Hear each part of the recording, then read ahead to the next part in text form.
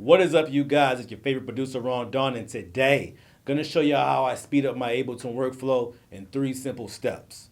Let's get into it. Ron got the recipe.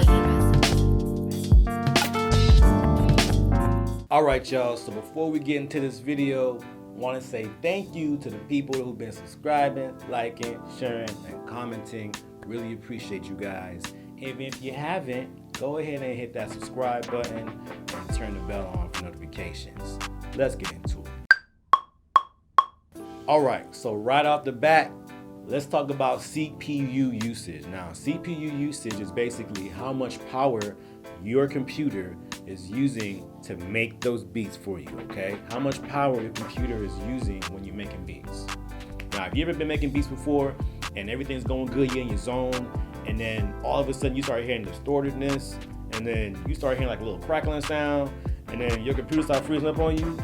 That's because you have pushed your CPU to the max. Like, fam is like, bro, I can't take no more, you feel me?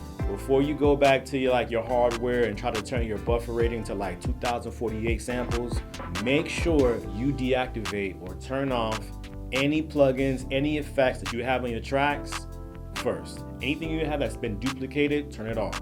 Anything that's just sitting there, an idle plugin, turn it off. Because basically you got all these huge sound libraries. You got Contact, Massive, Omnisphere. I mean, the list can go on. And these are huge sound libraries. So when you duplicate these tracks, you duplicate the library every time. All right, so what you want to do is turn them off, turn them off, turn them off. And that way your CPU will come right back down and you can start making dope beats all over again, all right? Now, for any reason why you need to have all these tracks, you need to have all your tracks heard at the same time, I have another solution for you. Stick around for step 2.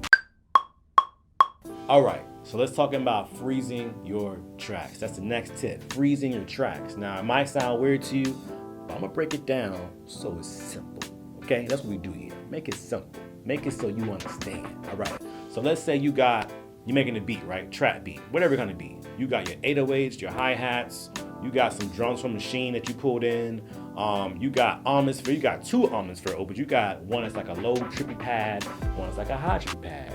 Then you got like a piano from Contact, then you got some strings going on, you might have, I don't know. But the point is, you try to add some more sounds to that, and your computer's like freezing up. That CPU up there is just flashing, yo, I can't do it no more. What you gotta do is freeze your tracks. So what freezing your tracks actually does is takes your MIDI files and turns them into audio files.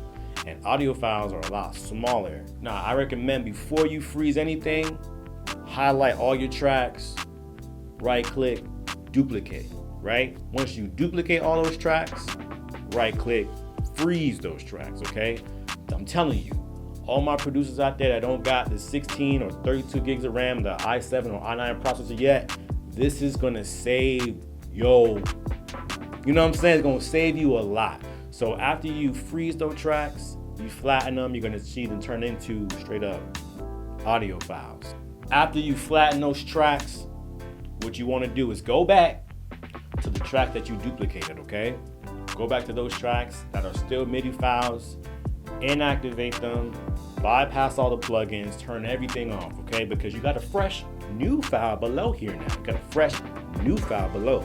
And those are gonna be the new audio tracks that you'll be playing, right? So you basically got stems all ready to go, okay? Saving you a ton of time when you gotta send some beats out to people that need your production, huh? Saving you some time. Look at that. Freeze your tracks. I got one more step for y'all. Stick around for it, all right?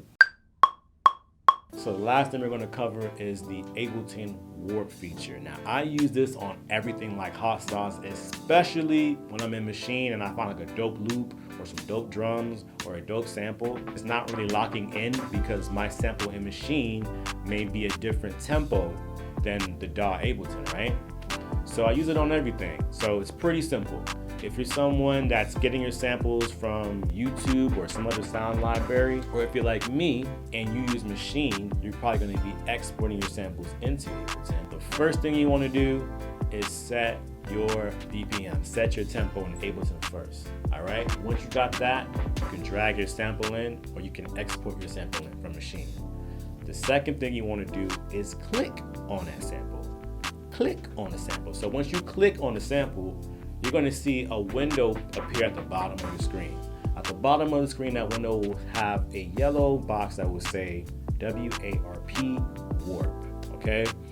So you're going to double click that button. Okay. Once you double click that button, you done. Your sample is going to be pretty much already locked in with your Ableton tempo. All right, you're gonna be good to go. You can start sampling it. You can start making. You can chop it up, whatever you want. That's it. Now, it works 95. I'm gonna say 90 to 95% of the time. Okay. Sometimes you might have to chop a little bit of the front off, but for the most part, this is a great feature. It saves DJs, it saves producers, it saves engineers, it saves vocalists plenty of time. Use the work feature. Use the work feature. Lock in and get to the music. You dig? Hey, what's up, guys? Thanks for watching. I really appreciate it. If you like what you saw, go ahead and hit that subscribe button for more content. Like the video, share it with your friends, and let me know how you feel in the comments, man. I really appreciate it. Peace.